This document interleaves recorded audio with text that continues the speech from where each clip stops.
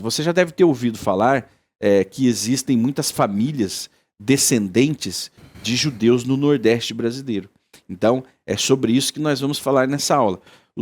O período em que os judeus saem de Portugal, né? Você pode estar lembrando aí, esses judeus eles deixam Portugal a partir do ano 1497 e vão para diferentes lugares. Na última aula nós mostramos inclusive um mapa, justamente, né, professor Paulo, onde esses judeus circulavam na Europa e o mapa também apontava para o Novo Mundo, né? Os judeus vieram para o Brasil e nessa aula nós vamos nos ater aos judeus que foram, judeus e cristãos novos que foram fugidos para a Holanda. Coloca na tela aí a nossa cronologia. Então há a conversão forçada e perseguição, aquele caos em Espanha e em Portugal. Isso, 1492 a expulsão, né, da Espanha pelo Edito de Alhambra, a lei, né, isso, que força os judeus a deixarem a Espanha ou se converterem ao cristianismo. Em 1497, essa conversão acontece em Portugal, a conversão forçada. Uma conversão em massa também, Uma conversão em massa, onde os massiva judeus eram mesmo.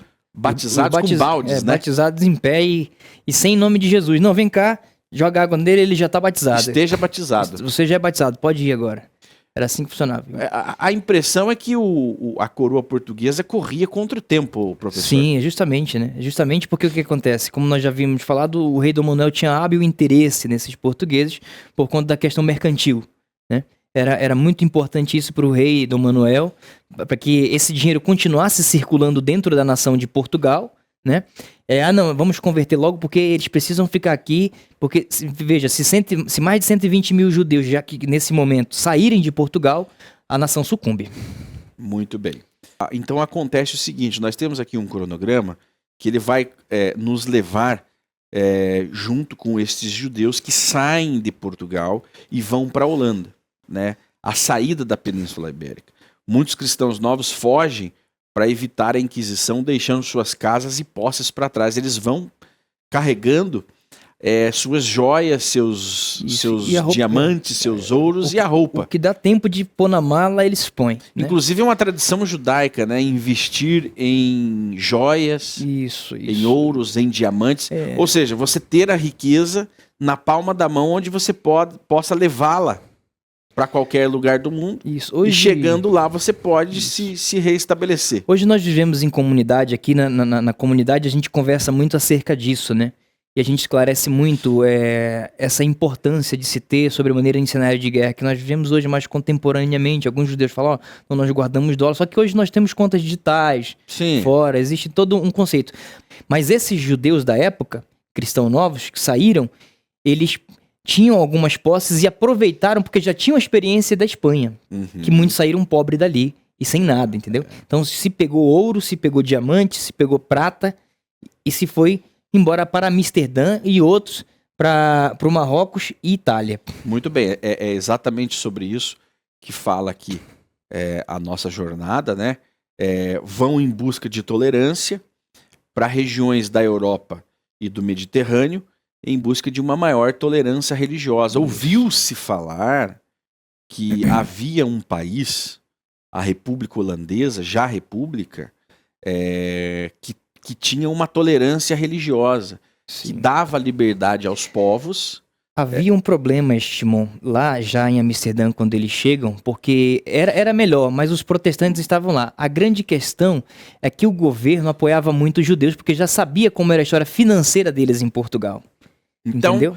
Sabendo dessa história, né, de venham, como estão os portugueses e espanhóis hoje, né, chamando brasileiros para irem. A Suíça também paga, tem uma região na Suíça que paga muitos francos suíços, né, para viver lá num vilarejo. E o Canadá, enfim, muitos países chamam povos para compor a sua sociedade, que por algum motivo acaba se degradando, envelhecendo, que é o que acontece hoje na Europa. Isso. Existe uma história de Purim lá na Holanda, que acontece o seguinte: os luteranos chegaram e chamaram o Maurício de Nassau e disseram assim: olha, esses judeus fazem maior algazarra na cidade, entendeu? A gente já não aguenta mais. Todas dessas festas, sempre que tem festa judaica, eles fazem maior algazarra, maior festa. Aí isso abatiu o coração deles. E o Maurício de Nassau disse assim: deixe eles lá, não mexam com eles. Entendeu? Deixa a comunidade lá. Deixa a comunidade lá. Porque aquela prosperidade que estava... E não é só prosperidade econômica, era prosperidade intelectual. Sim, que andava com os judeus. Obviamente. Eles eram médicos, eles eram advogados, eles eram... né, professores, isso. Aí a gente já grandes tá na Idade Moderna, né? Grandes pensadores. Na Idade Média eles já tinham desenvolvido fontes de financeiras e bancárias. Exatamente. Né? Então aí eles já são donos de bancos. Eram bancários, né, empresários, enfim, comerciantes. Então era interessante ter os judeus. Embora exista o ódio gratuito, mas a força judaica ela acabava sobrepondo para aqueles que eram mais pragmáticos, né? Sim. Porque aqueles que eram filhos da Inquisição, não. Esses eram o ódio gratuito mesmo contra o judaísmo. Era crime, né? Praticar judaísmo. Então, para esses não interessava. Até porque a Holanda já tinha uma diferença religiosa, né? O movimento católico ele não era tão forte na Holanda como era em Portugal e Espanha. O Papa não tinha tanta influência. E depois acontece a Reforma Protestante e a Holanda acaba se tornando um berço. Né, que é a hora que os judeus chegam lá. Os cristãos novos, né, nesse caso. Estabelecendo o estabelecimento na Holanda, né, no item 3 ali da nossa apresentação, uma quantidade significativa de cristãos novos se estabelece na Holanda, especialmente em Amsterdã, devido à sua política de tolerância religiosa, né? Conforme nós estamos falando aqui. Lembrando que parte dos cristãos novos e judeus que fugiram de Portugal vieram para Amsterdã, que é o nosso tema de hoje. Outra parte significativa foram para o Brasil, né, para o Novo Mundo. Isso, já em 1497 alguns começam se instalando. Né, começam. Então, em 1540 já vem uma quantidade mais massiva de cristãos novos para o Brasil. Nas expedições, compondo as expedições. As expedições vindo trabalhar no negócio de cana. Entende? Vindo trabalhar até como médico. Existe até relatos do seguinte, que existiam apenas só 2 médicos aqui no Brasil nesse período, já que a família real chega depois, né? Sim. Um deles era cristão novo até, e o médico era cristão novo, e o outro não havia nem se formado ainda na Universidade de Coimbra, mas teve que vir atender aqui, né? Olha só, então, esse período trata-se de 100 anos. Após o decreto de conversão forçada de 1497 e a expulsão de quem não se convertesse ao cristianismo, então 100 anos se passam entre essas imigrações para a Holanda, para a Itália, para o Marrocos, para o Brasil. Então, são 100 anos em que há um reestabelecimento, né? um reestabelecimento judaico mundial com origem na Península Ibérica. Pois bem, então encontram em Amsterdã um refúgio. Já havia uma comunidade judaica sefardi mais organizada em Amsterdã. Sim, né? Ela tinha a tolerância religiosa, a República Holandesa era conhecida por sua abertura a diferentes credos religiosos, proporcionando um ambiente seguro para os judeus.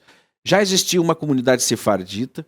No início do século XVII, uma significativa comunidade sefardita se estabelece em Amsterdã, reconstruindo suas vidas e práticas religiosas, lembrando que muitos judeus tinham perdido as práticas religiosas. Nós vamos entender isso. Por quê? Porque tiveram que se converter. Nós estamos falando de um período longo. Não é do dia para a noite. Já de netos, bisnetos e trinetos de judeus que se converteram. Justamente. Shimon, logo no início dessa presença de cristãos novos ali em Amsterdã, começou uma comoção muito grande. Pô, aqui é um terreno livre, então nós precisamos precisamos resgatar aquilo que os nossos avós viveram. Que é o que acontece hoje no Brasil. E o que acontece? eles foram contratando, puxando rabinos da Itália, do Marrocos e do Império Otomano a preço de saca de ouro, de moedas de ouro, entendeu? Foi aí que, nesse momento, eles começam a construir uma comunidade gloriosa e resgatando também cristãos da Península Ibérica, de Portugal e Espanha, casando suas filhas, trazendo de novo e fazendo a reconversão desses cristãos, fazendo um resgate cultural, religioso e ideológico. Né? Isso é muito importante, fazer essa ênfase. Nesse período, e ele se assemelha muito com o que nós estamos vivendo no Brasil hoje. Sim. Né? Sempre bom nós lembrarmos isso. Hoje, esses filhos de cristãos novos, ao conhecerem a sua história, ao conhecerem as suas origens, estão fazendo o que os judeus fizeram em Amsterdã, né, há 500 anos atrás.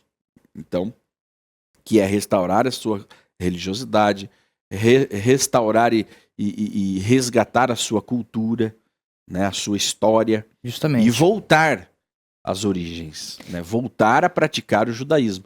Então, milhares de brasileiros fazem essa busca, fazem essa jornada, né, voltam às suas raízes, para recuperarem as suas identidades que foram roubadas pela força da Inquisição. Então, existe um relato de um homem chamado Abraão Spinoza, né, que ele é tio de um homem muito famoso chamado Baruch Spinoza, né? Uhum.